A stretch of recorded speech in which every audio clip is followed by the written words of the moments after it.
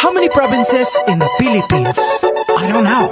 How many? Believe it or not, 81. Abra, Kalinga, Aurora, Laguna, Maguindanao, Ifugao, Isabela, Aklan and Basilan, Sulu, Biliran, Leyte, Cagayan, Bulacan and Palawan, Batanes, Batangas, Bohol, Guimaras, Agusan del Norte, Agusan del Sur, Capiz, Cavite, Bataan, Masbate, Ilocos Norte, Ilocos Sur, Tadlac, Tawi-Tawi, Cebu, Sarangani, Camarines Norte, Sorsogon, Congus de la Valley, Quezon, Zambales, Camarines Sur and Bukidnon, Zamboanga, Sibugay and Del Sur, Albay, Zamboanga del Norte din, Despampanga, Nueva Ecija, Nueva Vizcaya and Camiguin. These are the Philippine provinces. Every Pinoy in the world comes from one of them. Mabuhay! These are the Philippine provinces. In our 7,107 islands.